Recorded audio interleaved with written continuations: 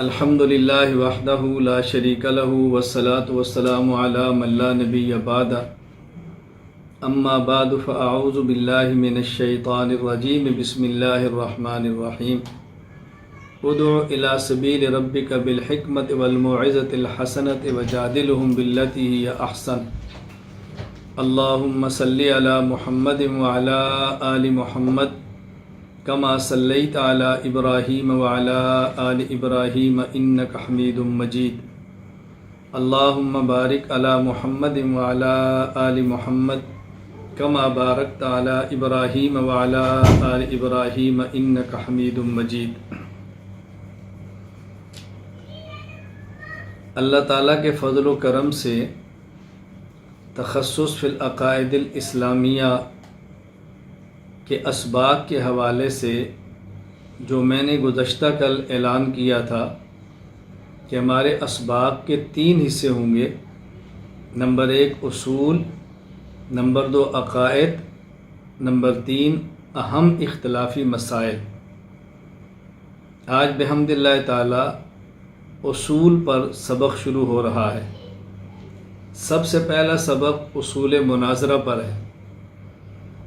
سب سے پہلے اصول مناظرہ اس لیے پڑھایا جا رہا ہے کہ عقائد میں، علم الکلام میں گفتگو کا سلیقہ آنا ضروری ہے۔ اپنے عقیدے کو بیان کیسے کرنا ہے اور غلط عقیدے کا رد کیسے کرنا ہے، اس کے لیے اسلوب کیا ہے، اس کے لیے طریقہ کار کیا ہے، ہمارے اکابر کا منہج کیا ہے، یہ سب باتیں سمجھ آنا ضروری ہے۔ اس وقت چونکہ دنیا بھر میں اعتدال کے نام پر مناظرہ کی مخالفت کی جا رہی ہے اور مناظرہ کو غلط قرار دیا جا رہا ہے، کم فہمی کی وجہ سے یہ فضا بسا اوقات بنائی جاتی ہے۔ تو یہ ضروری ہے کہ آدمی مناظرہ، علم المناظرہ، یہ چیزیں سمجھے اور سیکھے۔ شریعت میں مناظرہ کی حیثیت کیا ہے پتہ چلنا چاہیے، مناظرہ کا طریقہ کار کیا ہے پتہ چلنا چاہیے، مناظرہ کب کرنا ہے کب نہیں کرنا معلوم ہونا چاہیے، اس بارے میں قرآن کریم میں کیا ہے، احادیث میں کیا ہے، ہمارے اکابر نے قرآن و سنت کی روشنی میں کیا تعلیمات ارشاد فرمائی ہے، تو یہ سب سے پہلے سمجھنا بہت ضروری ہے۔ اللہ تعالی ہمیں سمجھنے کی توفیق عطا فرمائے۔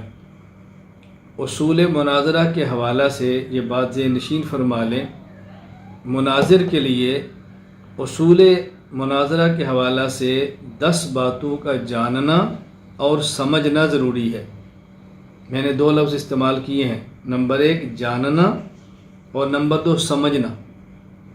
بعض جانتے ہی نہیں، بعض جانتے ہیں لیکن سمجھتے نہیں، تو جاننا بھی ضروری ہے، پھر اس کو سمجھنا بھی ضروری ہے۔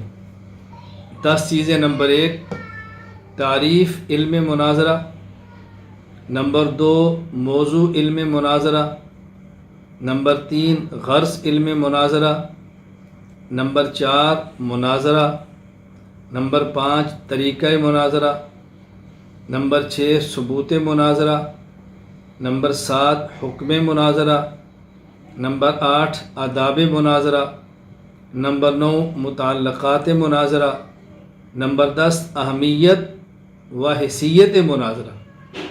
یہ 10 باتیں ہم نے سمجھنی ہیں۔ ان میں سب سے پہلے تعریف علم مناظرہ، یہ بات یاد رکھیں، ایک ہے مناظرہ، ایک ہے علم مناظرہ۔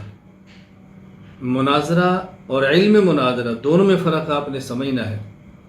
نمبر 1 تعریف علم مناظرہ، هو علم يعرف به كيفية آداب إثبات المطلوب أو نفيه أو نفي دليله مع الخصم أو نفي دليله مع الخصم۔ علم مناظرہ وہ علم ہے جس میں اپنے دعویٰ کے اثبات یا فریق مخالف کے دعویٰ یا اس کی دلیل کو توڑنے کے طریقے معلوم کیے جائیں۔ مناظرہ وہ علم ہے کہ جس میں کتنی باتیں معلوم کی جائیں. نمبر 1، اپنے دعویٰ کو ثابت کیسے کرنا ہے. نمبر 2، جو آپ کا مخالف ہے اس کے دعویٰ کو غلط کیسے ثابت کرنا ہے. وہ غلط تو ہے لیکن غلط ثابت کیسے کرنا ہے. نمبر 3، جو آپ کا مخالف ہے وہ جو دلیل پیش کرتا ہے اس کی دلیل کا جواب کیا ہے، اس کی دلیل کو کیسے توڑنا ہے، اس کا طریقہ کیا ہے. تو علم مناظرہ میں بنیادی طور پر 3 باتیں سمجھی جاتی ہیں. نمبر 1، اپنا دعویٰ، اپنا عقیدہ، اپنا موقف، اپنا نظریہ، اپنا نقطۂ نظر، جو لفظ بھی چاہے استعمال کریں، اس کو کیسے ثابت کرنا ہے. مخالف کا نظریہ، مخالف کا عقیدہ، مخالف کا موقف، مخالف کا نقطہ نظر، اس کو غلط کیسے ثابت کرنا ہے کہ وہ غلط ہے. اسی طرح جو آپ کا مخالف ایک دلیل دیتا ہے تو اس کی دلیل کو توڑنا کیسے ہے، اس کی دلیل کا جواب کیسے دینا ہے. مثال کے طور پہ ہمارا یہ موقف ہے، عقیدہ ہے، نظریہ ہے کہ اللہ تعالیٰ اپنی ذات، اپنی صفات خاصہ، اپنے اسماء میں یکتا ہے. ہم نے اس کو دلائل سے کیسے ثابت کرنا ہے، ہمارا جو نظریہ ہے ثابت کیسے کرنا ہے. نمبر 2، جو شخص تعدد الہہ کا قائل ہے، ایک سے زائد خدا کو مانتا ہے، یا جو شخص سرے سے الہ اور خدا کے وجود کا قائل ہی نہیں ہے، ان کے اس نظریے کو غلط کیسے ہم نے ثابت کرنا ہے. نمبر 3، وہ اپنے موقف پہ، نظریے پہ جو دلیل پیش کرتے ہیں، ہم نے اس دلیل کو توڑنا کیسے ہے. یہ ہے علم مناظرہ کی تعریف، کہ جس علم سے یہ 3 چیزیں معلوم ہوں اس علم کا نام ہے علم مناظرہ. ظاہر ہے ہم نے جب عقائد بیان کرنے ہیں تو عقائد بیان کرنے کا طریقہ بھی آنا چاہیے. اگر کوئی ہمارے عقیدے کا مخالف ہے تو اس کو سمجھانے کا سلیقہ بھی آنا چاہیے. اگر ہمارے پاس عقائد موجود ہیں، ہم عقائد کو جانتے ہیں لیکن اپنا عقیدہ ثابت کیسے کرنا ہے معلوم نہیں، تو آپ کا جو نفع ہے، آپ کا جو علم ہے، اس کا فائدہ متعدی نہیں ہوگا، اس کا فائدہ دوسروں کو نہیں پہنچے گا. عقیدہ آپ نے سمجھ لیا، عقیدہ معلوم کر لیا، لیکن آپ اپنا عقیدہ دوسرے کو سمجھا نہیں سکتے تو دوسروں کو نفع کیسے ہوگا. عالم تو وہ ہے کہ جس کے علم سے امت نفع اٹھائے، جس کے علم سے اخواص و عوام فائدہ اٹھائے، جس کے علم سے امت کو نفع ہو. تو آپ تو علماء ہیں، یہ علماء کو پڑھایا جا رہا ہے. اس لیے اصول مناظرہ غیر علماء کو نہیں، علماء کو پڑھائے جاتے ہیں تاکہ علماء پڑھیں، علماء اس کو سیکھیں، علماء اس کو سمجھیں. اللہ تعالیٰ میں یہ بات سمجھنے کی توفیق عطا فرمائے. تو یہ میں نے سب سے پہلے عرض کیا کہ نمبر 1، تعریف علم مناظرہ. علم مناظرہ کی تعریف کیا ہے؟ هو علم يعرف به كيفية آداب إثبات المطلوب أو نفيه أو نفي دلیله مع الخصم. علم مناظرہ وہ علم ہے جس میں اپنے دعویٰ کے اثبات یا فریق مخالف کے دعویٰ یا اس کی دلیل کو توڑنے کے طریقے معلوم کیے جائیں. نمبر 2، موضوع علم مناظرہ. موضوع علم مناظرہ، علم مناظرہ کا موضوع کیا ہے؟ علم مناظرہ میں بنیادی چیز کیا ہے جو ہم نے سیکھنی ہے؟ الادلۃ من حیث انها تثبت المدعا علی الغیر.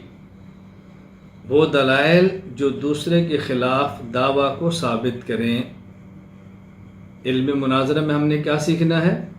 علم مناظرہ میں دلائل، اور دلائل بھی کیسے کہ جو ہمارا موقف، ہمارا نظریہ ہے اور دوسرے کا نظریہ اس سے ٹکرا رہا ہے، تو ہم ایسے دلائل سیکھیں کہ جس سے دوسرے خلیف کے خلاف اپنے دعوے کو ثابت کر سکیں.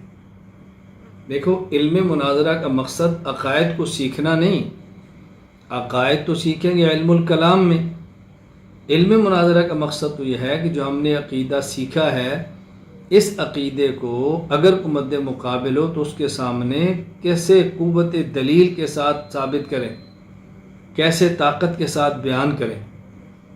اچھی طرح بات سمجھیں، علم الکلام میں عقائد سیکھیں گے اور علم مناظرہ میں ان عقائد کو بیان کرنے کا اور مخالف کے خلاف حجت قائم کرنے کا سلیقہ سیکھیں گے۔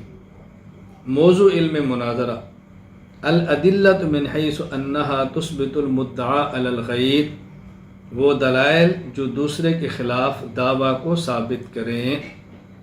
یہاں میں علماء کرام سے گزارش کروں گا کہ عبارات کا ترجمہ کرنا سیکھیں، عربی عبارات کا ترجمہ سیکھیں۔ اب دیکھو میں نے ترجمہ کتنا آسان کیا ہے، الادلۃ من حیث انہا تثبت المدعا علی الغیر۔ اگر آپ اس کا ترجمہ یوں کریں گے کہ موضوع علم مناظرہ دلائل ہیں اس حیثیت سے کہ وہ ثابت کریں مدعا اوپر غیر کے، تو یہ تو آپ خود نہیں سمجھ رہے، تو آپ کا مد مقابل یا جن کو آپ سمجھانا چاہتے ہیں وہ کیسے سمجھیں گے؟ اس لیے ضروری ہے کہ آدمی کے پاس درسگاہ کی زبان بھی ہو، بات اچھی طرح سمجھیں، اور اس بندے کے پاس عوامی زبان بھی ہو۔ درسگاہ کی زبان اصطلاحات کو جانتا ہو، عوامی زبان ان اصطلاحات کو آسان لفظوں میں عوام میں بیان کرنا بھی جانتا ہو۔ اس کا اہتمام کریں انشاءاللہ العزیز۔ ہمارے مشورے میں یہ بات ہے، آئندہ چل کر ہم ایسی فضا بنائیں گے اپنے اسباق کے دوران کچھ عرصہ کے بعد کہ اپنے طلباء اپنے شرکائے تخصص کو گفتگو کا سلیقہ سکھائیں، گفتگو کا موقع دیں، وہ بھی گفتگو کریں انشاءاللہ العزیز، اور باقی احباب ان کی گفتگو کو سنیں۔ انشاءاللہ ایسی فضا بنے گی، لیکن تھوڑا وقت گزار لیں، تھوڑا سا پڑھ لیں، پھر آپ کو طریقہ بھی بتائیں گے، بولنے کا سلیقہ بھی بتائیں گے، گفتگو کا بھی بتائیں گے، اور انشاءاللہ پھر باقاعدہ گفتگو کا آپ کو موقع بھی فراہم کریں گے انشاءاللہ العزیز۔ نمبر 3، غرض علم مناظرہ، یعنی علم مناظرہ کا مقصود کیا ہے۔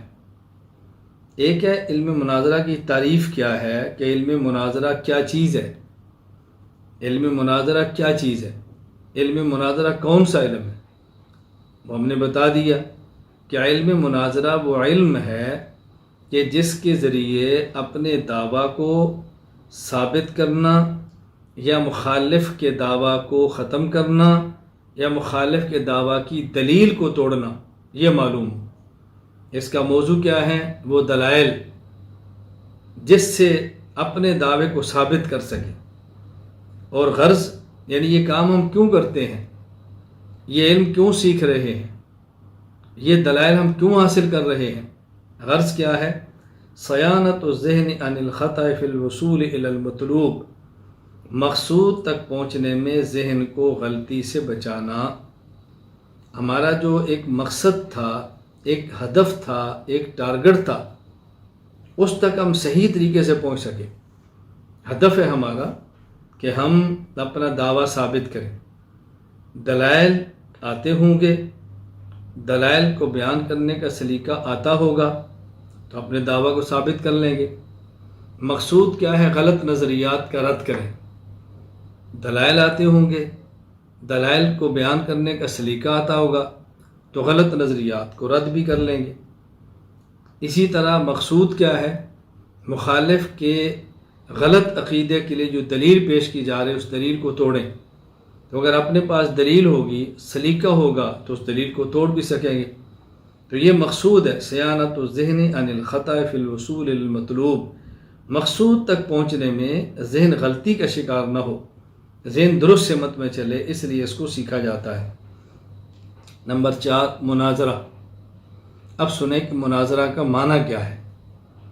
مناظرہ ایک ہے مناظرہ کا علم کیا ہے، ایک ہے مناظرہ کا موضوع کیا ہے، ایک ہے علم مناظرہ، ایک ہے علم مناظرہ کا موضوع، ایک ہے علم مناظرہ کی غرض، ایک ہے مناظرہ۔ جس کا علم آپ نے سیکھنا ہے. پہلی بات مناظرہ، پھر مناظرہ کا علم آپ نے سیکھنا ہے. میں بات سمجھاتا ہوں. ایک ہے کتابت، لکھائی، لکھنا ہے. ایک ہے اس لکھائی کا علم کیسے سیکھیں گے، کیسے لکھیں گے، طریقہ کیا ہوگا. تو کتابت الگ ہے اور کتابت کو سیکھنے کا فن خطاطی، یہ فن الگ ہے، علم الگ ہے. تو یہ بات ذہن نشین فرما لیں. اس لیے میں سمجھا رہا ہوں کہ مناظرہ کا مطلب سمجھیں. اب یہاں بات سمجھیں کہ ایک ہوتا ہے کسی بھی لفظ کا لغوی معنی اور ایک ہوتا ہے کسی بھی لفظ کا اصطلاحی معنی. یعنی اس لفظ کا لغوی معنی کیا ہے اور اس لفظ کا اصطلاحی معنی کیا ہے. لغوی اور اصطلاحی، اس کا مطلب کیا ہوتا ہے، یہ بات اچھی طرح ذہن نشین فرما لیں. ہم نے کہا یہ لغوی معنی ہے اور یہ اصطلاحی معنی ہے. یہ لغوی اور اصطلاحی کا مطلب کیا ہے؟ لفظ کا اصلی معنی جو اہل زبان مراد لیں وہ ہے لغوی معنی، اور لفظ کا وہ معنی جو اہل زبان، اہل علاقہ، اہل فن متعین کر لیں، یہ اس لفظ کا اصطلاحی معنی کہلاتا ہے. فلاں قوم کی اصطلاح میں اس کا معنی یہ ہے، فلاں علاقے میں اس کا معنی یہ ہے. یہ بات ذہن نشین فرمائیں. اس لیے کسی بھی لفظ کا لغوی معنی الگ ہوگا، اصل اس کا جو اہل لغت اور زبان میں معنی ہے. علاقہ بدلنے سے اس لفظ کا معنی بدل جائے گا، قوم کے بدلنے سے معنی بدل جائے گا، فن کے بدلنے سے معنی بدل جائے گا. تو لغوی معنی الگ ہوتا ہے، اصطلاحی معنی الگ ہوتا ہے. تو یہ سمجھنا ضروری ہے کہ لغوی اور اصطلاحی کا مطلب کیا ہے. میں اس کی ایک مثال دیتا ہوں تاکہ بات سمجھ آئے. حدیث پاک میں لفظ ہے اسرعکن بی لحاقن اطولکن یدن. صحیح مسلم باب فضائل زینب ام المؤمنین رضی اللہ تعالی عنہ. اس حدیث کا پس منظر کیا ہے اس کو ذہن میں ذرا رکھ لیں. یہ حدیث تفصیلاً المعجم الاوسط للطبرانی جلد 4 صفحہ 370 حدیث نمبر 6276. حضرت ام المومنین امی عائشہ رضی اللہ تعالیٰ عنہ فرماتی ہیں کان یوم من السنۃ تجمع فیہ نساء النبی صلی اللہ علیہ وسلم عندہ یوماً الی اللیل. سال میں ایک دن ایسا آتا کہ رسول اکرم صلی اللہ علیہ وسلم کی ازواج مطہرات رضی اللہ تعالی عنہن صبح سے لے کر شام تک آپ کی خدمت میں حاضر ہوتی اور اکٹھی ہوتی. اللہ اکبر. آپ سب کو سال میں ایک بار اکٹھا فرماتے. وفی ذالک الیوم، اسی طرح ایک دن میں اکٹھی تھی تو رسول اکرم صلی اللہ علیہ وسلم فرمایا اسرعکن لحوقا اطولکن یدن. تم میں سے میرے پاس سب سے پہلے وہ آئے گی جس کے ہاتھ لمبے ہوں گے. عائشہ فرماتی ہے فجعلنا نتزارع بیننا اینا اطول یدین. ہم نے آپس میں اپنے ہاتھوں کو یوں ناپنا شروع کر دیا کہ ہاتھ کس کے لمبے ہیں. تو عائشہ رضی اللہ عنہ فرماتی ہیں فکانت سودۃ اطولہن یدن. حضرت ام المومنین سودا رضی اللہ عنہ کے ہاتھ سب سے لمبے نکلے. اب ظاہر حدیث کو دیکھیں تو اس کا مطلب یہ ہوگا کہ رسول اللہ صلی اللہ علیہ وسلم کے بعد سب سے پہلے انتقال حضرت سودا رضی اللہ تعالی عنہ کا ہوگا. فلما توفیت زینب، لیکن حضور اکرم صلی اللہ علیہ وسلم کے جانے کے بعد سب سے پہلے انتقال ہوا حضرت زینب رضی اللہ تعالی عنہ کا. حضرت عائشہ فرماتی علمنا انہا کانت اطولہن یدن فی الخیر والصدقہ.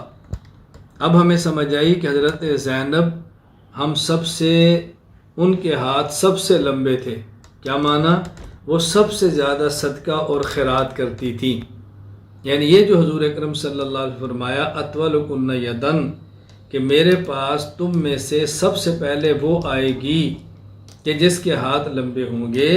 یہاں لغوی معنی مراد نہیں تھا بلکہ عرب کی اصطلاح تھی کہ وہ سخی کو کہتے کہ اس کے ہاتھ بہت لمبے ہیں، یعنی سخاوت میں بہت آگے ہے.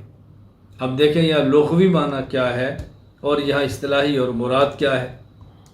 تو کسی بھی لفظ کا لغوی معنی الگ ہوتا ہے، اصطلاحی معنی الگ ہوتا ہے۔ اور میں سمجھا رہا تھا کہ علاقہ بدلنے سے لفظ کے اصطلاحی معنی بدل جاتے ہیں۔ ہمارے ہاں ایک صوبہ ہے سندھ، ایک صوبہ ہے پنجاب۔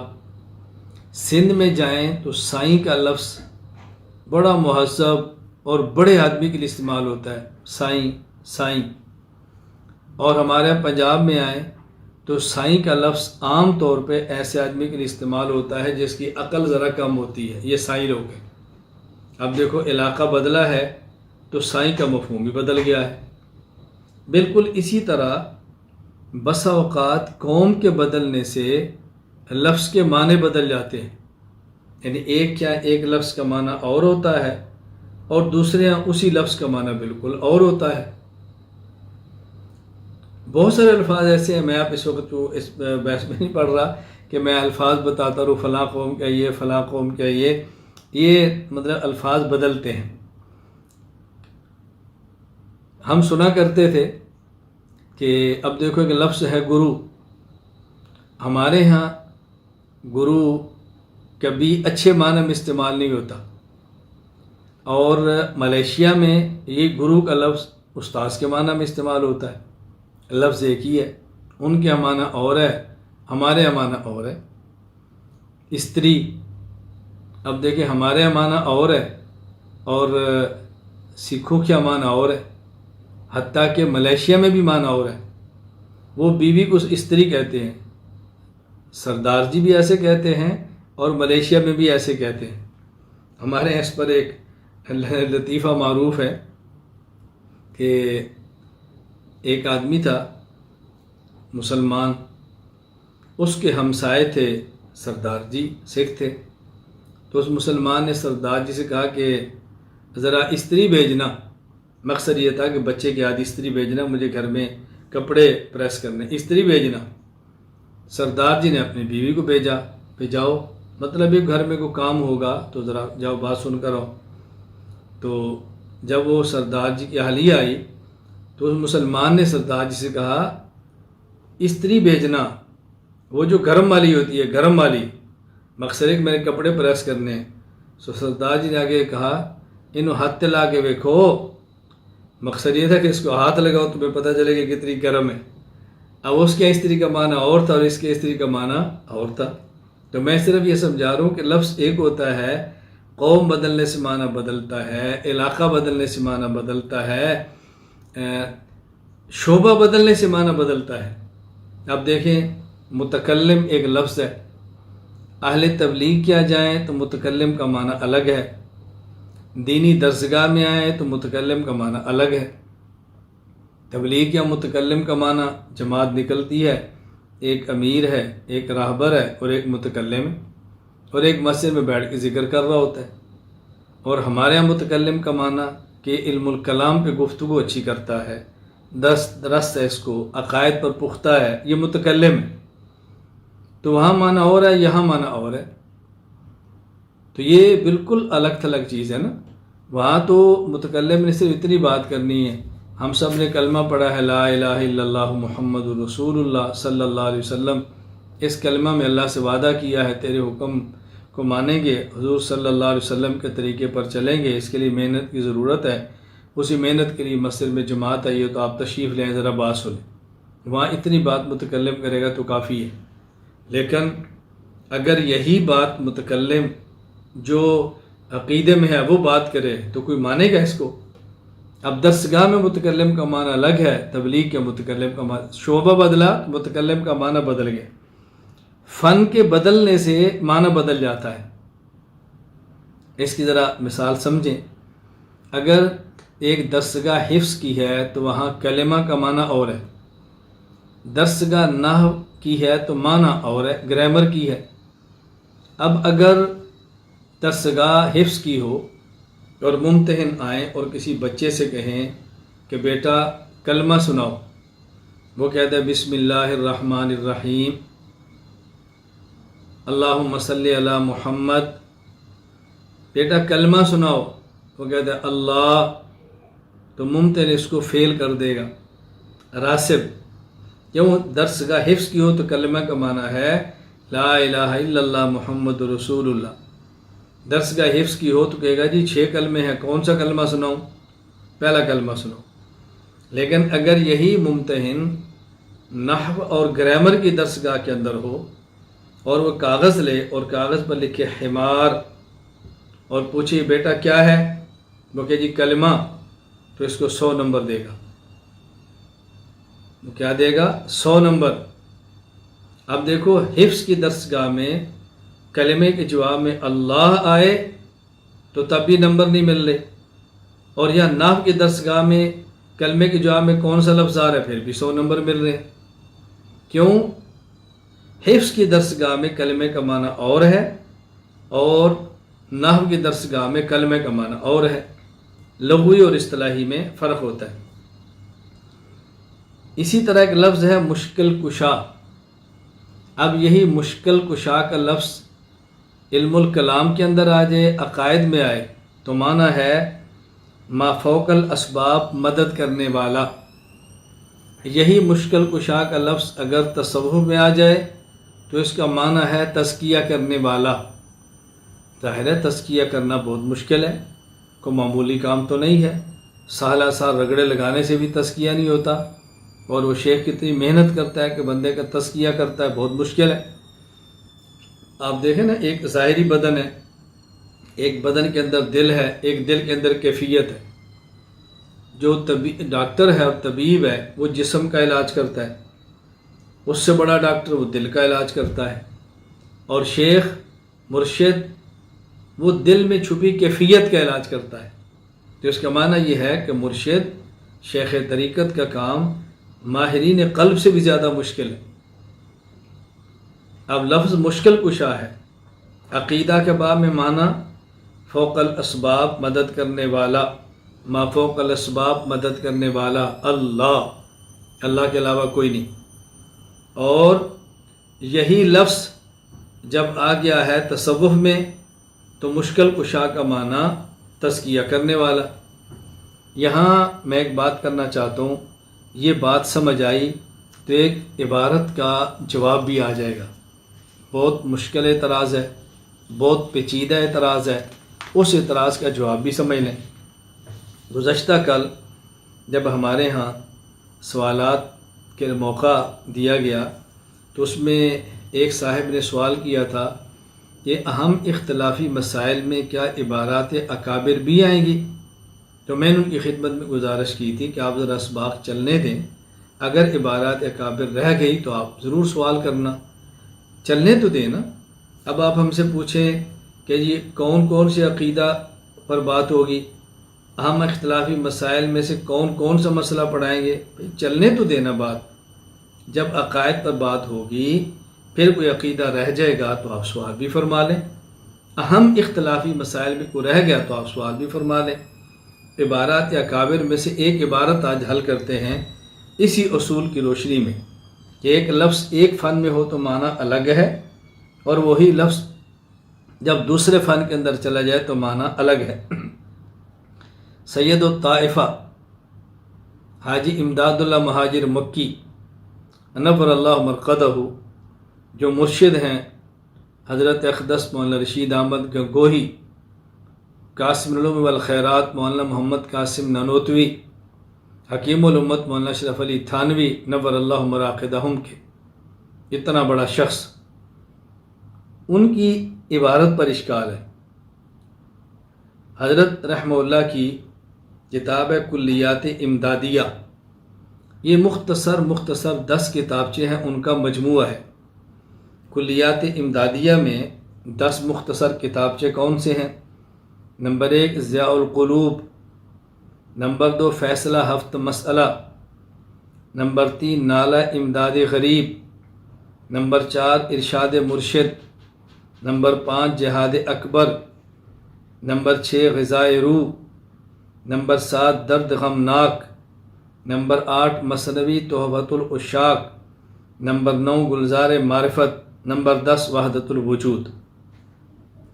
ان میں ایک عبارت ہے نالہ امداد غریب میں، نالہ امداد غریب میں رسول اکرم صلی اللہ علیہ وسلم کی ذات گرامی کو خطاب ہے، تو کہتے ہیں سخت مشکل میں پھنسا ہوں آج کل، اے میرے مشکل کشا فریاد ہے۔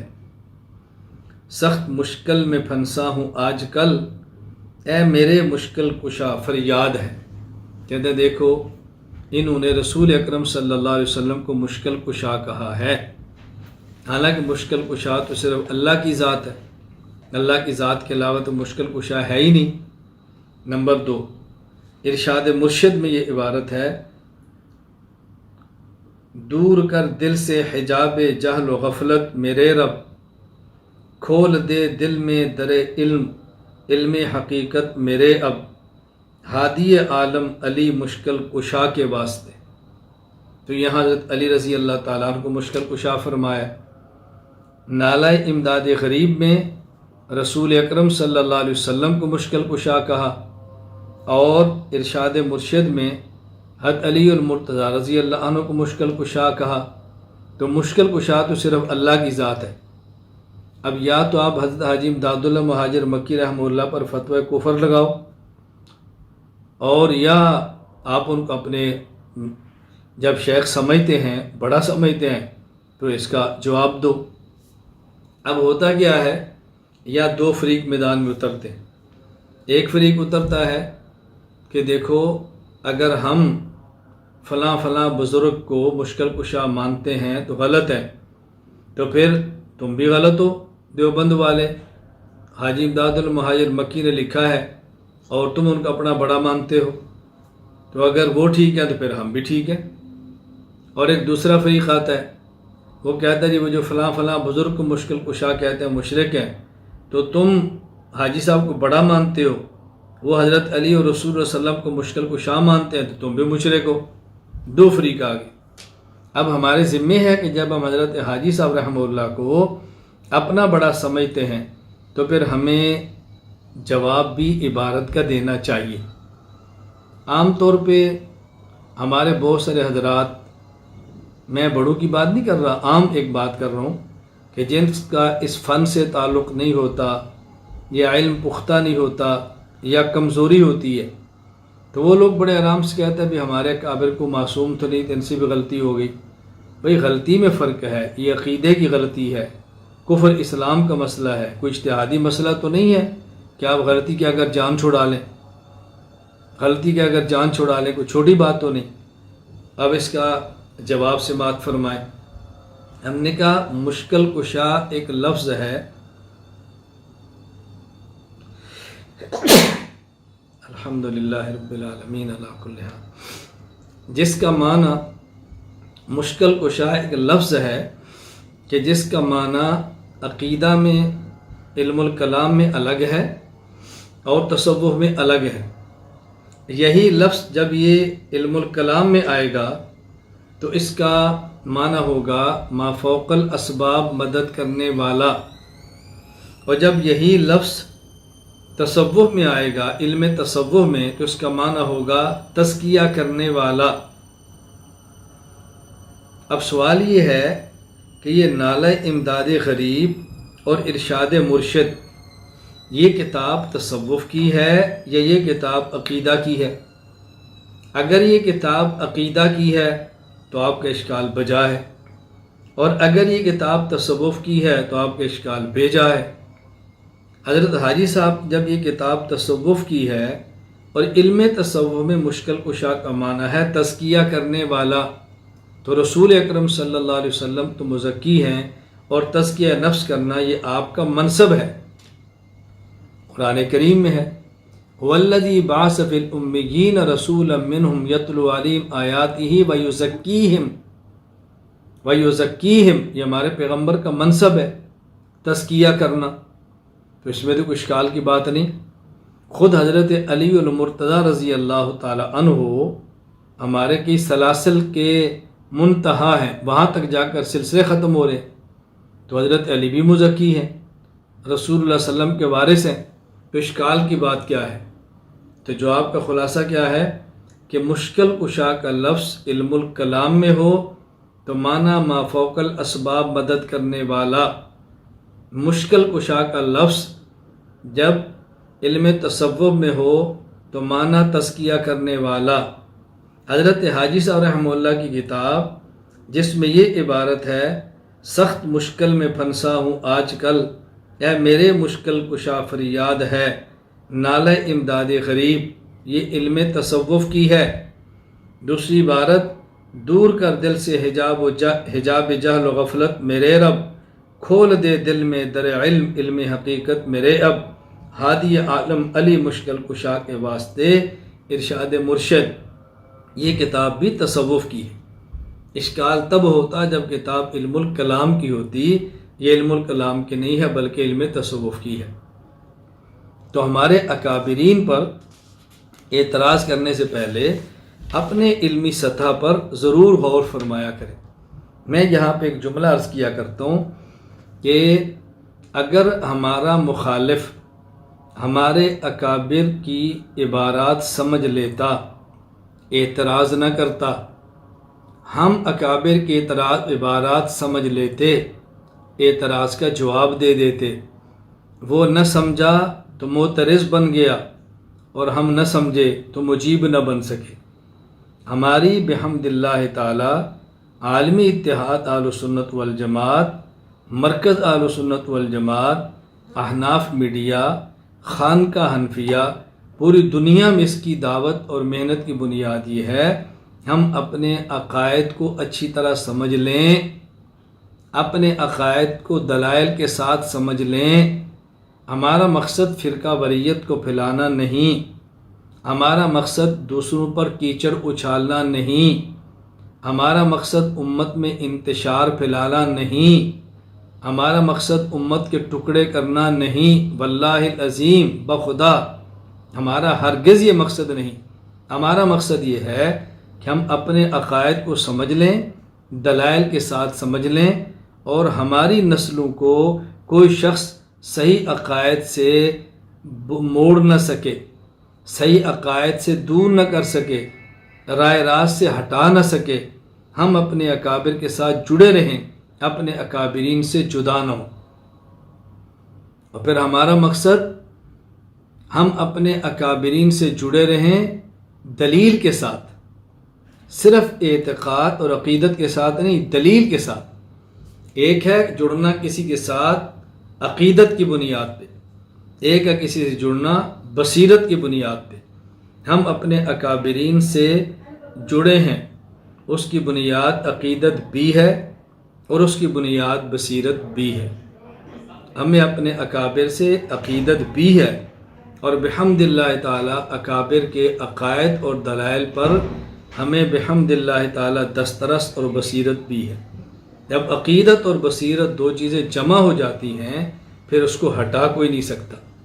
محض عقیدت ہو اور بصیرت نہ ہو تو کبھی آدمی تزلزل میں آ جاتا ہے، متزلزل ہو جاتا ہے، الجھن میں آ جاتا ہے، اور کبھی انسان کے پاس عقیدت ہو اور بصیرت نہ ہو، تزلزل میں آتا ہے، متزلزل ہو جاتا ہے۔ اور اگر کسی شخص کے پاس بصیرت ہو اور عقیدت نہ ہو تو پھر اس کا تعلق محبت والا نہیں ہوتا، پھر اپنے اکابرین سے تعلق عشق اور پیار والا نہیں ہوتا، خشک تعلق ہوتا ہے، خشک ہوتا ہے، تر تعلق نہیں ہوتا۔ تو ہم چاہتے ہیں عقیدت بھی ہو اور بصیرت بھی ہو، یہ ذہن نشین فرمائیں۔ میں سمجھا یہ رہا تھا کہ مناظرہ کا ایک ہے معنی لغوی اور ایک ہے مناظرہ کا معنی اصطلاحی۔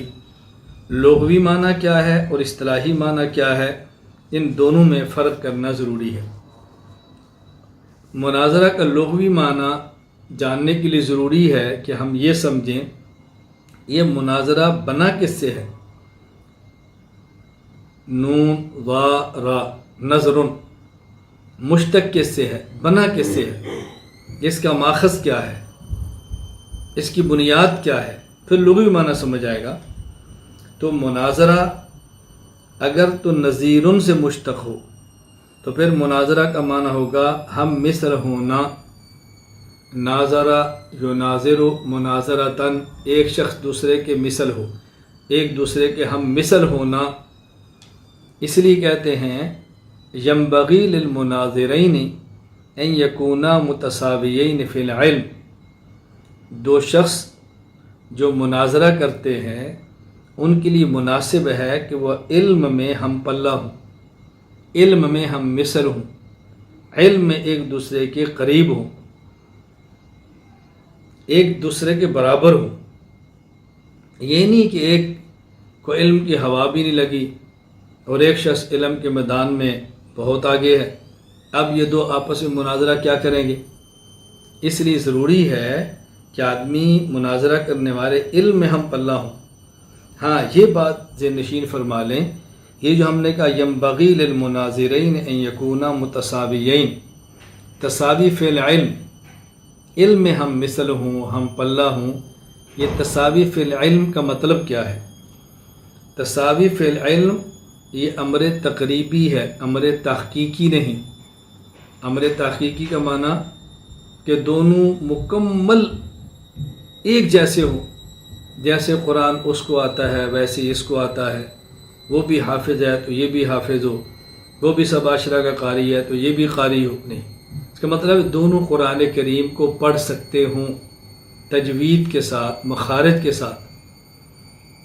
एक शख्स ने दर्स निज़ामी किया, दूसरे ने अपना जो उनका निसाब है उसको मुकम्मल किया और जो उनका निसाब है, ये दोनों आलिम में करीब करीब हो, तो अमर तकरीबी है, अमर तहकीकी नहीं। मुनाजरा का लोग भी एक माना। दूसरा माना, अगर मुनाजरा नज़रुन से मुश्तक हो, नून ज़ा रा, अब नज़रुन के दो माने हैं। एक है नज़रुन का माना रोयत, देखना, तो फिर मुनाजरा का माना होगा एक दूसरे को देखना। इसलिए कहते हैं यंबगी लिलमुनाज़िरैन अन यकूना, यंबगी लिलमुनाज़िरैन अन युबसिर कुल्लु वाहिद मिनहुमल आखर, मुनाज़रीन के लिए ज़रूरी है कि वो दोनों एक दूसरे को देखें, गुफ्तगू करें तो आमने सामने हों, एक दूसरे पर नज़र रखें, एक दूसरे को देखें। नंबर 3, अगर यही मुनाजरा का लफ्ज़ नज़रुन से बने, नज़रुन से मुश्तक हो, और नज़रुन का माना हो गौर व फ़िक्र करना, गौर व फ़िक्र करना। अब इसका माना होगा कि दोनों एक दूसरे के कलाम में गौर व फ़िक्र करें। मुनाजरा का माना होगा गौर व फ़िक्र करना, एक दूसरे के कलाम में गौर व फ़िक्र करना। इसलिए कहते हैं यंबगी लिलमुनाज़िरैन अन यतफ़क्कर कुल्लु वाहिद मिनहुमा फ़ी कलामिल आखर, मुनाज़रीन में से हर दो को चाहिए कि एक दूसरे के कलाम में गौर व फ़िक्र करें। ज़ाहिर है जो बात ज़हन में ला कर उसी में बैठे न रहें, दूसरे की बात समझें, फिर उसमें गौर व फ़िक्र करें और उसके बाद फिर आप उसका जवाब भी दें, ये ज़रूरी है। नंबर 4, और अगर ये मुनाजरा का लफ्ज़ नज़रुन बमाना इंतज़ार से हो तो फिर माना होगा इंतज़ार करना। मुनाजरा का माना एक दूसरे की इंतज़ार करना। इसलिए कहते हैं यंबगी लिलमुनाज़िरैन अन यंतज़िर कुल्लु वाहिद मिनहुमा इंतहा कलामिल आखर, मुनाज़रीन में से हर एक को चाहिए कि दूसरे की गुफ्तगू के ख़त्म होने का इंतज़ार फरमाएँ। यानी जब ये गुफ्तगू करें तो एक दूसरे की गुफ्तगू का इंतज़ार करें। ये नहीं कि अगले शख्स की गुफ्तगू ख़त्म ना हो और आप दरमियान में बोल पड़ें, तो फिर नतीजा कैसे निकलेगा। एक दूसरे की गुफ्तगू को तहम्मुल से सुनें और उसकी गुफ्तगू ख़त्म होने का इंतज़ार करें। तो ये मैंने अर्ज़ किया कि मुनाजरा का लुग़वी माना है, ये देखें कि मुनाजरा नज़ीरुन से है तो माना है कि दोनों हम पल्ला हूँ। मुनाजरा नज़रुन बमाना रोयत से है तो माना एक दूसरे को देखें। मुनाजरा नज़रुन बमाना गौर व फ़िक्र से है, एक दूसरे के कलाम में गौर व फ़िक्र करें। मुनाजरा नज़रुन बमाना इंतज़ार से है तो एक दूसरे के कलाम के ख़त्म होने का इंतज़ार करें। इस्तिलाही माना तवज्जुहुल मुतखासिमैन फ़ि निस्बत बैन शैइन इज़हार लिस्सवाब, दो चीज़ों के दरमियान निस्बत के बारे में दुरुस्त बात को साबित करने के लिए फ़रीक़ैन का गुफ्तगू करना। हम कहते हैं अल्लाह ताला अपनी ज़ात, अस्मा और सिफ़ात ख़ासा में वहदहू ला शरीक लह है, یکتا ہیں. کوئی شخص دوسرا کہتا ہے کہ نہیں اللہ ایک نہیں کئی ہیں، کوئی کہتا ہے ایک بھی نہیں ہے. اب ایک بات ہم کرتے ہیں، ایک بات وہ کرتے ہیں. اللہ تعالیٰ موجود ہیں یا موجود نہیں، تو یہ جو نسبت ہے اللہ تعالیٰ کے موجود ہونے کی اور یا نہ ہونے کی، اللہ تعالیٰ ایک ہیں یا ایک سے زائد ہیں، یہ جو نسبت ہے اللہ تعالیٰ اور اس کے ایک یا ایک سے زائد ہونے میں، اس میں درست بات کیا ہے؟ اس درست بات کو ثابت کرنے کے لیے فریقین کا گفتگو کرنا، اسے کہتے ہیں مناظرہ. توجہ المتخاصمین فی النسبۃ بین الشیئین اظہارا للصواب. میں نے پہلے بھی کہا، اب پھر یہ بات کہہ رہا ہوں کہ اصطلاحات کا آسان لفظوں میں ترجمہ کرنا سیکھیں تاکہ دوسرے کو بات سمجھ آئے. اب اگر آپ یہ کریں متخاصمین کا متوجہ ہونا، تو متوجہ ہونا تو کافی نہیں نا، مناظرہ تو توجہ سے نہیں ہوگا، مناظرہ تو بولنے سے ہوگا. اس لیے ہم نے ترجمہ کیا دو چیزوں کے درمیان نسبت کے بارے میں درست بات کو ثابت کرنے کے لیے فریقین کا گفتگو کرنا، یہ ہے مناظرہ کا اصطلاحی معنی. فائدہ نمبر، میں نے پہلے بات سمجھائی کہ لغوی اور اصطلاحی میں فرق کیا ہے. یہاں ایک دوسری بات سمجھیں مناظرہ کے حوالے سے. یہ ہم نے کہا نا کہ مناظرہ کا معنی کیا ہے؟ توجہ المتخاصمین فی النسبۃ بین الشیئین، فریقین کا دو چیزوں کے درمیان جو نسبت ہے اس میں درست بات کو ثابت کرنے کے لیے گفتگو، یہ نسبت، اس پر بات سمجھیں. یہ جو مناظرہ ہوگا، ایک ہوتی ہے نسبت ناقصہ، ایک ہوتی ہے نسبت تامہ. پھر نسبت تامہ میں ایک ہے تامہ خبریہ، ایک ہے تامہ انشائیہ. دو چیزوں کے درمیان جو تعلق ہے، اس تعلق کا نام ہے نسبت. مناظرہ جو ہوگا وہ نسبت ناقصہ میں بھی نہیں ہوگا، نسبت انشائیہ میں بھی نہیں ہوگا، نسبت تامہ خبریہ. اب دیکھیں مناظرہ کس میں ہونا ہے، اس لیے ہم کہتے ہیں لا يتحقق المناظرۃ فی النسبۃ الناقصۃ بین الشیئین ولا فی الانشائیات. مناظرہ جب بھی ہوگا نسبت تامہ خبریہ میں ہوگا، نسبت ناقصہ میں بھی نہیں ہوگا اور نسبت تامہ انشائیہ کے اندر بھی نہیں ہوگا. نسبت کا معنی دو چیزوں کے درمیان تعلق کا نام نسبت ہے. نسبت ناقصہ وہ کلام جس سے سننے والے کو کوئی فائدہ حاصل نہ ہو اور سننے والا اس بات کو سن کے بعد خاموش نہ رہے، یہ نسبت ناقصہ ہے. وہ بولے، پوچھے کچھ. مثلا جیسے میں کہتا ہوں میرا سبق، اب سننے والے نے سن لیا میرا سبق، وہ پوچھے گا سر کیا مطلب، آپ کا سبق ہو گیا ہے، یہ سبق ہونا ہے یا نہیں آج پڑھانا؟ اب یہ جو کہنا میرا سبق، یہ سبق کی جو میرے ساتھ نسبت ہے یہ ابھی ناقصہ ہے. جس نے بات کو سنا ہے اس کو فائدہ نہیں ہوا اور میری بات سننے کے بعد وہ خاموش نہیں رہے گا، اس کو بولنا پڑے گا، پوچھنا پڑے گا، یہ نسبت ناقصہ ہے. میں کہ تو میرا سبق ہو گیا، یہ نسبت تامہ خبریہ ہے، یہ نسبت تامہ خبریہ ہے. اب یہ ہے گفتگو. میں کہتا ہوں میرا سبق سنو، میرا سبق سنو، سننے والے کو فائدہ تو ہو گیا، لیکن یہ بات غلط ہے یا ٹھیک ہے، اس پر کیا مناظرہ کرنا ہے؟ تمہیں میرا سبق سننا چاہیے. میری بات سمجھ آ رہی؟ تو یہ دیکھیں کہ مناظرہ کس کے درمیان ہونا ہے. ایک ہے نسبت ناقصہ، اس میں کوئی مناظرہ ہی نہیں، کوئی چیز فائدہ نہیں ہو رہا، تو مناظرہ کس بات پر ہوگا؟ کوئی لام مفید تو پھر ہوگا نا. نمبر دو نسبت تامہ خبریہ، وہ کلام کہ جس کے کہنے والے کو سچا یا جھوٹا کہہ سکیں، سچا یا جھوٹا کہہ سکیں. مناظرہ تبھی ہوگا نا یہ بات غلط ہے یا یہ بات ٹھیک ہے.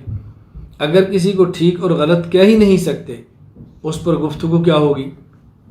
نمبر تین نسبت تامہ انشائیہ، وہ کلام کہ جس کے قائل کو سچا یا جھوٹا نہ کہا جا سکے. یہ بات اچھی طرح ذہن نشین فرما لیں. جیسے امر ہے، نہیں ہے، یہ چیزیں ایسی ہیں کہ جس کے درمیان مناظرے نہیں ہوتے.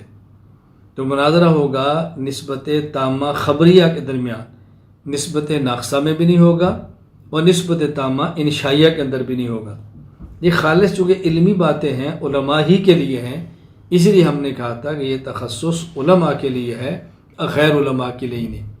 کل کسی نے پوچھا تھا اگر کوئی طالب علم چھوٹے درجے کا تو وہ بھی پڑھ لے، تو میں نے کہا تھا بھی دورہ حدیث کیا ہو 5 سال کا کیوں نہ ہو پھر بھی پڑھ لے. تو اس کو سمجھ آ گئی بات میں کیا کہنا چاہتا ہوں.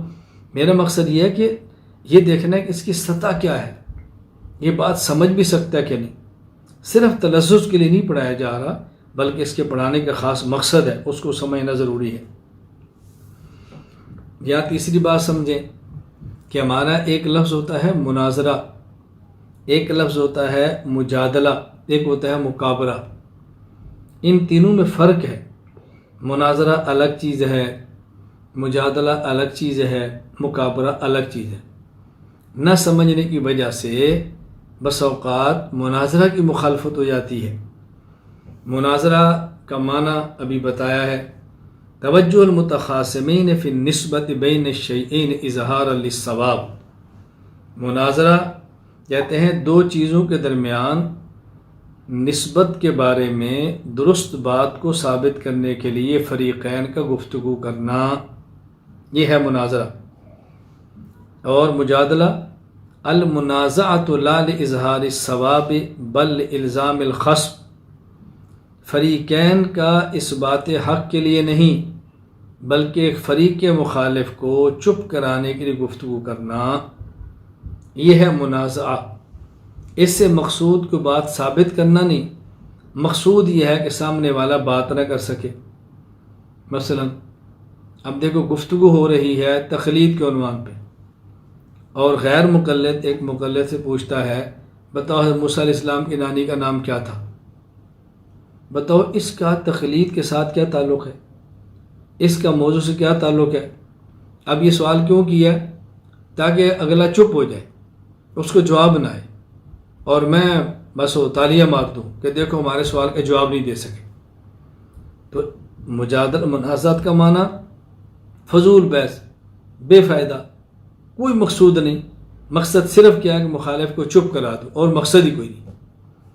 نمبر 3 مقابلہ المنازعۃ لا لاظہار الصواب ولا لالزام الخصم. منازعت کیسے ہیں؟ فریقین کا اس بات حق اور فریق مخالف کو خاموش کرانے کے علاوہ کسی اور مقصد کے لیے گفتگو کرنا.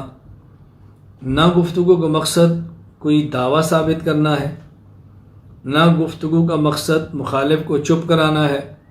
گفتگو کا مقصد اپنا علم، اپنی شہرت، اپنا روپ دھاڑنا ہے. پتہ چلے کہ یہ بہت بڑا آدمی ہے، میری شہرت ہو، بڑے علوم پیش کر رہا ہے، بڑے نکتے پیش کر رہا ہے. یہ منازعت ہے. تو ایک ہے مناظرہ، ایک ہے مجادلہ، ایک ہے مقابلہ. مناظرہ کا معنی دو چیزوں کے درمیان صحیح بات کو ثابت کرنے کے لیے گفتگو کرنا، اور مجادلہ محض فریق مخالف کو چپ کرانے کے لیے گفتگو کرنا، اور مقابلہ نہ مقصود چپ کرانا نہ مقصود کو بات سمجھانا، مقصد صرف شہرت، ریا، اپنی بات ہے. جب یہ بات آپ کو سمجھ آئی تو یہ بات خود بہت سمجھ آ گئی کہ مناظرہ الگ ہے، مجادلہ الگ ہے، مقابلہ الگ ہے. اور یہ نہ سمجھنے کی وجہ سے لوگ مناظرہ کو مجادلہ سمجھتے ہیں اور مناظرہ کا رد شروع کر دیتے ہیں. یہ مناظرہ سے فائدہ نہیں ہوتا، ماس لڑائی ہوتی ہے، ماس پھڈا ہوتا ہے، یہ ہوتا ہے، وہ ہوتا ہے، مخالفتیں ہوتی ہیں. میں ایک مرتبہ ایک جامعہ میں گیا اور 4 گھنٹے کی میری گفتگو تھی عقائد پر.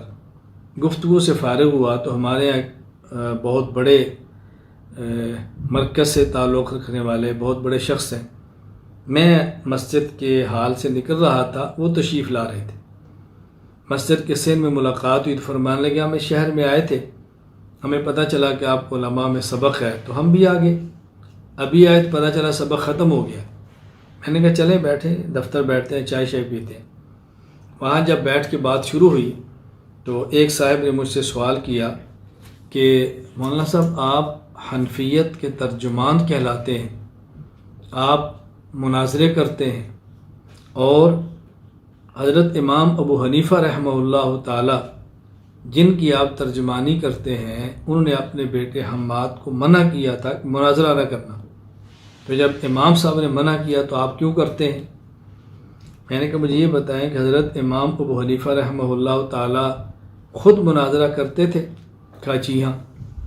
تو میں نے کہا اگر غلط ہے تو خود کیوں کرتے تھے؟ تو فوراً فرمانے لگے کہ انہوں نے اپنے بیٹے سے کہا ہم تو اللہ کے لیے کرتے ہیں، تم اپنی شہرت اور ذات کے لیے کرو گے بچنا۔ تو میں نے کہا آپ کا میرے بارے میں کیا خیال ہے کہ میں شہرت کے لیے کرتا ہوں یا ذات کے لیے؟ نہیں جی ہماری نہیں۔ میں نے کہا بات تو صاف ہونی چاہیے نا، نہیں بدگمانی نہیں۔ میں نے کہا نہیں، بات صاف کریں، آپ نے جو بات فرمائی تو کیوں فرمائی؟ وہ خاموش ہو گئے۔ میں نے کہا دیکھیں اگر غلط تھا تو امام صاحب خود کیوں کرتے، ٹھیک تھا تو بیٹے کو کیوں منع کیا؟ حضرت امام صاحب سمجھا رہے ہیں کہ اللہ کے لیے کرنا ہے، اپنی ذات کے لیے نہیں کرنا، تو اس کا مناظرہ سے کیا تعلق ہے؟ نماز بھی اللہ کے لیے ہو تو ٹھیک، شہرت کے لیے ہو تو غلط، خیرات اللہ کے لیے ہو تو ٹھیک، شہرت کے لیے ہو تو غلط، تبلیغ اللہ کے لیے ہو تو ٹھیک، شہرت کے لیے تو غلط، اس میں ایک مناظرہ بیچارے کا کیا قصور ہے؟ تو پھر میں نے ان سے عرض کیا کہ میں تو مناظرہ کرتا ہی نہیں ہوں، میں نے تو کبھی مناظرہ نہیں کیا، مناظرہ پڑھاتا ہوں، کوئی کرتا ہے تو شرائط دیکھ کے دیتا ہوں، کئی مرتبہ مناظرے کی صدارت بھی کی ہے، کئی مرتبہ معین مناظر بنا ہوں، بذات خود میں تو نہیں کرتا۔ شروع میں ہم نے کیے بئی معنی صدارت کی، شرطیں لکھ کے دی، معین بنا، مقصد کیا تھا کہ ایک ٹیم تیار ہو جائے اور مد مقابل کو شور اور کھپ ڈالنے کا موقع نہ ملے۔ الحمدللہ ہم اس مقصد کے اندر کامیاب ہیں، اللہ کا کرم ہے، بہت بڑی تعداد تیار ہو گئی ہے، کوئی الجھن نہیں کہ ضرورت پیش آئے تو افراد موجود ہیں۔ تو مجھے کہتا ہے تو لکھا ہوتا آپ کے ساتھ مناظر اہل سنت؟ میں نے کہا جو ہمارے مرکز سے کتاب چھپتی ہے اس میں لکھا ہوتا ہے، یہ لوگ لکھتے ہیں۔ کہا یہ لوگ لکھتے ہیں۔ میں نے کہا اس میں میرا کیا قصور ہے؟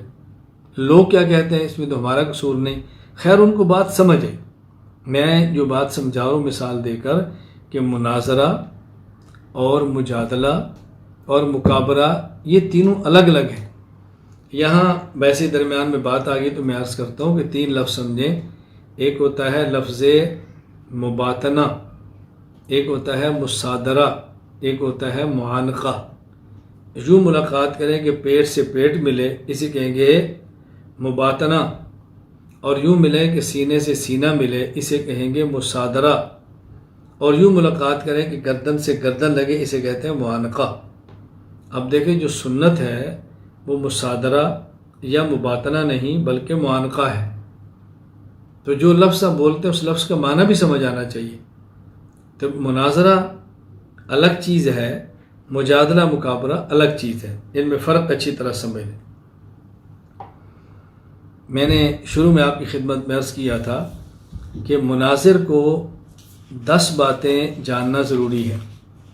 نمبر 1 تعریف علم مناظرہ، نمبر 2 موضوع علم مناظرہ، نمبر 3 غرض علم مناظرہ، نمبر 4 مناظرہ، نمبر 5 طریقے مناظرہ، نمبر 6 ثبوت مناظرہ، نمبر 7 حکم مناظرہ، نمبر 8 آداب مناظرہ، نمبر 9 متعلقات مناظرہ، نمبر 10 اہمیت و حیثیت مناظرہ۔ ابھی میں نے آپ کی خدمت میں صرف 4 چیزیں پیش کی ہیں: تعریف علم مناظرہ، موضوع علم مناظرہ، غرض علم مناظرہ اور مناظرہ، یہ صرف 4 چیز پیش کی ہیں۔ نمبر 5 طریقہ مناظرہ، اس کو ذہن نشین فرمائیں۔ طریقہ مناظرہ،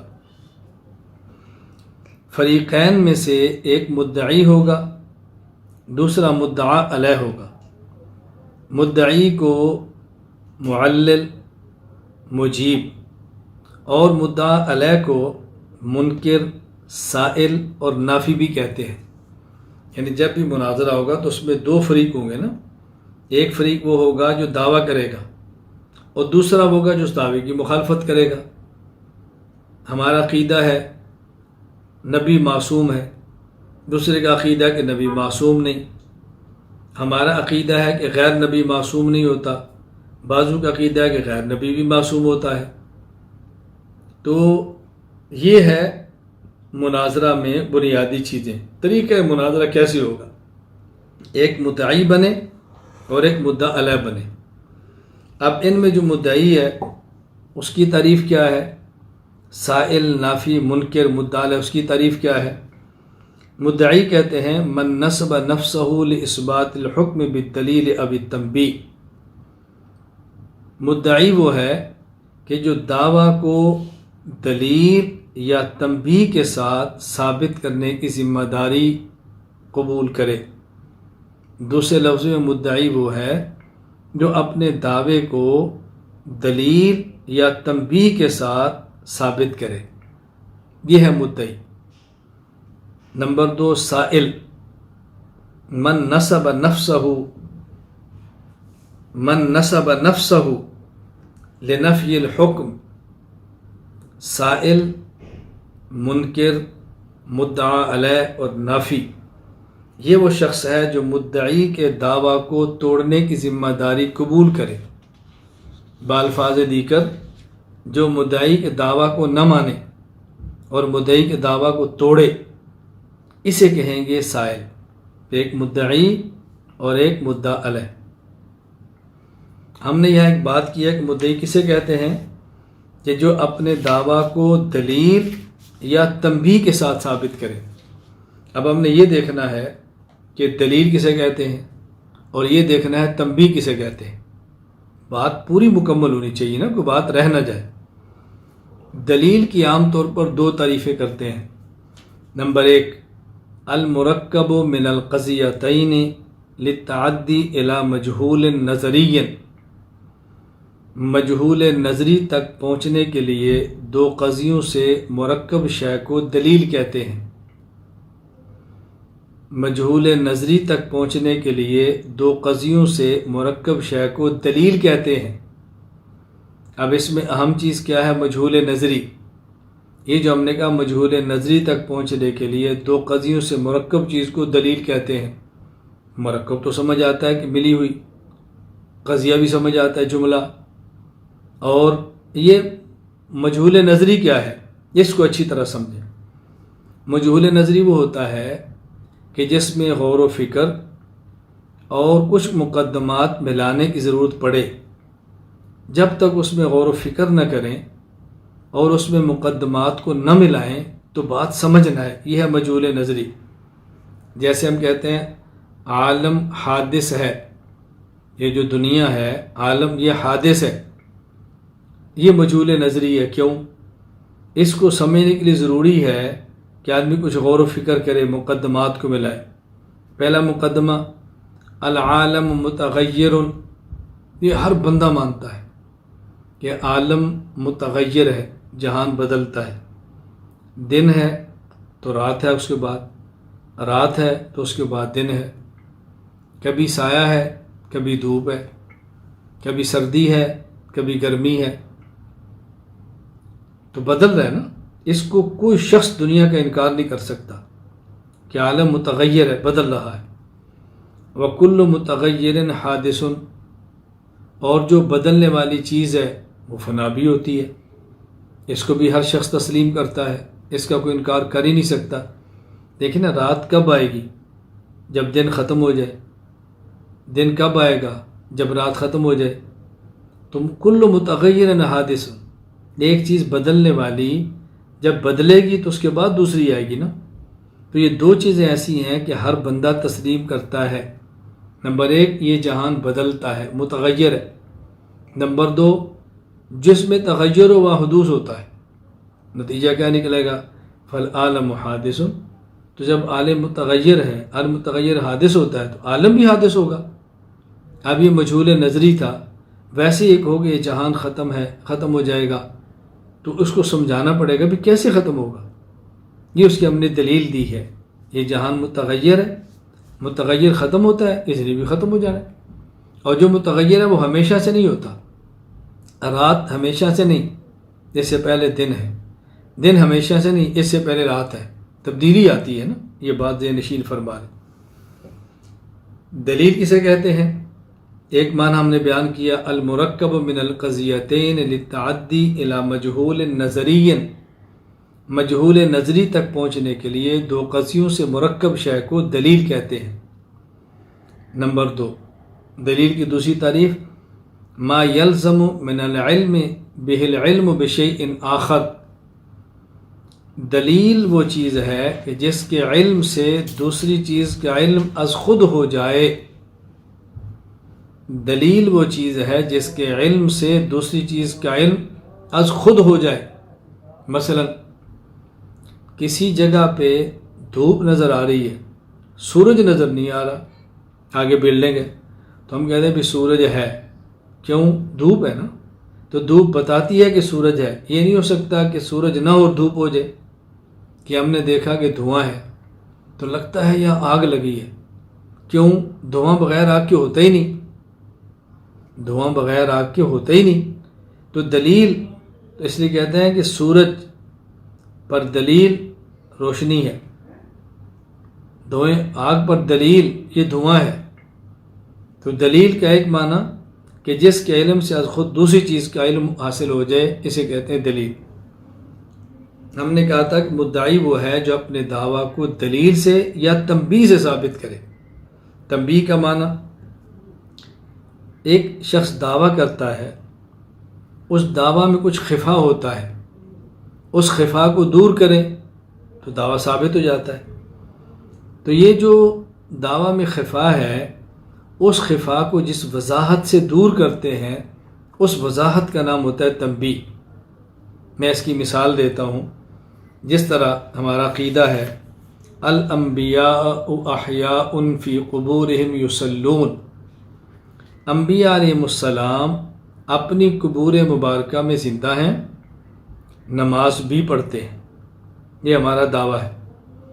اب اس پر ایک بندہ اشکال کرتا ہے کہ آپ کہتے ہیں یہ نبی زندہ ہے، اگر نبی زندہ ہے تو صحابہ کرام رضی اللہ عنہ مجمعین نے ان کو دفن کیوں کیا ہے؟ کوئی شخص اپنے زندہ باپ کو مٹی میں دفن کرے، زندہ ماں کو دفن کرے، زندہ اولاد کو دفن کرے تو آپ کہیں گے بہت بڑا ظالم ہے۔ تو صحابہ کرام نے زندہ نبی کو بنو مٹی میں دفن کر دیا، اوپر سے مٹی ڈال دی، اللہ اکبر۔ تو کیا صحابہ کرام ظالم تھے؟ وہ اس بات کو سمجھتے نہیں تھے؟ تو یہ ایک خفا آ گیا، شبہ۔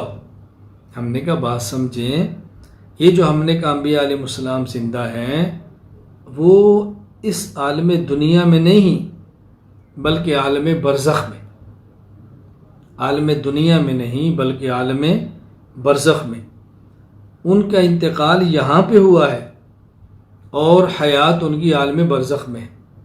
دنیا میں ان پر موت آئی ہے اور اس کے بعد ان کو حیات ملی ہے عالم برزخ میں، تو موت اور عالم میں ہے، وہاں دفن کر دیا گیا، حیات اور عالم میں ہے، اب کوئی اشکال ہی نہیں۔ تو جس وضاحت سے یہ خفا ختم ہوا، اس وضاحت کا نام ہے تنبیہ۔ تو مدعی وہ ہوتا ہے جو اپنے دعوے کو دلیل سے یا تنبیہ سے ثابت کرے، وضاحت سے ثابت کرے۔ تو تنبیہ کا معنی بھی اچھی طرح سے نشین فرما لیں۔ میں ساتھ ہی عرض کر دوں، یصلون، انبیاء علیہ السلام اپنی قبروں میں نماز پڑھتے ہیں۔ اب ایک آدمی کو شبہ آتا ہے کہ نبی اگر قبر میں نماز پڑھتے ہیں تو پھر کہیں وضو بھی کرتے ہوں گے، تو بتائیں کہ نبی وضو کے لیے کہاں جاتے ہیں؟ اب ہم ان سے پوچھتے ہیں کہ جب رسول اللہ صلی اللہ علیہ وسلم دفن ہوئے تو غسل دیا گیا تھا؟ جی۔ غسل سے وضو ہو جاتا ہے؟ جی۔ اچھا آپ یہ بتائیں کہ اس کے بعد وضو ٹوٹا ہے؟ جی پتہ نہیں۔ تو پھر اس کا کیا معنی کہ وضو کہاں کرتے ہیں؟ وضو کریں گے، اشکال تب ہو جب وضو ٹوٹے، تو جب وضو کا ٹوٹنا ہم ثابت نہیں کر سکتے تو وضو کے کرنے کو ہمیں ثابت کرنے کی کیا ضرورت پڑی ہے؟ اب دیکھو شبہ ختم ہو گیا نا۔ اصل انشاءاللہ العزیز جب یہ حیات انبیاء کی گفتگو آئے گی نا، ہم تفصیل سے دلائل دیں گے، شبہات کا رد کریں گے اور بتائیں گے کہ اہل سنت والجماعت احناف دیوبند کا عقیدہ کتنا پختہ ہے، کتنے وزنی دلائل ہیں اور مخالف کے شبہات کی حیثیت کیا ہے، یہ موقع پر بتائیں گے انشاءاللہ العزیز۔ ابھی تو عقائد آئیں گے، دلائل چلیں گے، تفصیل سے گفتگو ہوگی انشاءاللہ، میرا اللہ کو منظور ہوا۔ بس اللہ عافیت کے ساتھ ہمارے دورے کو جاری رکھے، اللہ تعالیٰ عافیت سے اس کو مکمل فرمائے انشاءاللہ العزیز۔ اللہ قبول کرم فرمائے، انشاءاللہ اس پر بات کریں گے۔ دوسری بات یہ سمجھے اس میں کہ مدعی وہ ہے جو اپنے دعویٰ کو دلیل یا تنبیہ سے ثابت کرے۔ یہ جو دعویٰ ہے کبھی اثباتاً ہوتا ہے، کبھی نفیاً، یعنی دعوے کا ہمیشہ مثبت ہونا ضروری نہیں، کبھی مثبت کبھی منفی۔ مثلا کوئی غیر مقلد کہتا ہے کہ فاتحہ خلف الامام فرض ہے، امام کے پیچھے فاتحہ پڑھنا فرض ہے، یہ دعویٰ ہے اثباتاً۔ اور کبھی وہ کہتا ہے کہ امام کے پیچھے فاتحہ نہ پڑھیں تو نماز نہیں ہوتی، یہ نفی ہے۔ تو کبھی کہتا ہے فاتحہ خلف الامام فرض ہے، کبھی کہتا ہے کہ فاتحہ بغیر امام کے پیچھے نماز پڑھیں تو نماز نہیں ہوتی۔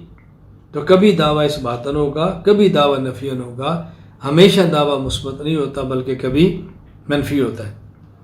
تیسری بات سمجھیں، آگے انشاءاللہ اس پر بات آئے گی کہ ایک نشست مدعی کی ہے، ایک نشست مدعا علیہ کی ہے، ایک نشست مدعی کی ہے، ایک اس کے مد مقابل نشست منکر کی ہے۔ پہلی نشست مدعی کی ہوتی ہے، دوسری منکر کی، پھر مدعی کی، پھر منکر کی، پھر مدعی کی، پھر منکر کی۔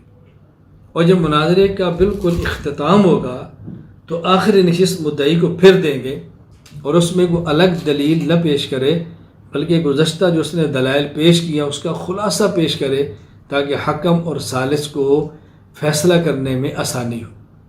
یہ اپنے موقع پر بات آئے گی۔ تو مدعی کی آخری نشست بھی ہوتی ہے، اور مدعی پہلی نشست بھی مدعی کی ہوگی، اس نے خطبہ پڑھنا ہے، اپنا دعویٰ بتانا ہے، پوری بات کرنی ہے، اور پھر آخری نشست بھی اس کی ہوگی، لیکن اس میں وہ الگ دلیل نہ پیش کرے، گزشتہ دلائل کو اختصار کے ساتھ پیش کر دے تاکہ بات سمجھ آ سکے، بات حل ہو سکے، ثالث حکم کو فیصلہ کرنے میں آسانی ہو۔ اللہ تعالی ہم سب کو بات سمجھنے کی توفیق عطا فرمائے۔ آگے چھٹا نمبر ہے ثبوت مناظرہ۔ یہ انشاءاللہ ہم آئندہ نشست میں کریں گے۔ اس کی وجہ ایک تو یہ کافی لمبا ہے، اس پر دلائل ہیں، ہم نے تفصیل سے بات کرنی ہے، تو میں چاہتا ہوں کہ پوری گفتگو ایک نشست کے اندر ہو، یہ نشستوں میں تقسیم نہ ہو۔ اور دوسرا، چونکہ آج ہمارے سبق کا دوسرا دن ہے، بہت سارے احباب ایسے ہیں جو تشریف لائے ہیں کہ ایک آدھا جن کو سلیقہ نہیں آیا اندر کیسے آنا ہے اور سبق میں شریک کیسے ہونا ہے، اور کوئی دو چار احباب ایسے بھی ہیں کہ جن کی داخلے کی خواہش تھی لیکن نہیں ہو سکا، ممکن ان کا بھی ہو جائے۔ تو انشاءاللہ العزیز اگلی ملاقات میں پھر اس پر بات کریں گے۔ اللہ تعالیٰ مجھے اور آپ سب کو بات سمجھنے کی، پھر سمجھانے کی، پڑھنے کی، پڑھانے کی، حاصل کرنے کی، آگے پہنچانے کی توفیق عطا فرمائے۔ وآخر دعوانا ان الحمد للہ رب العالمین۔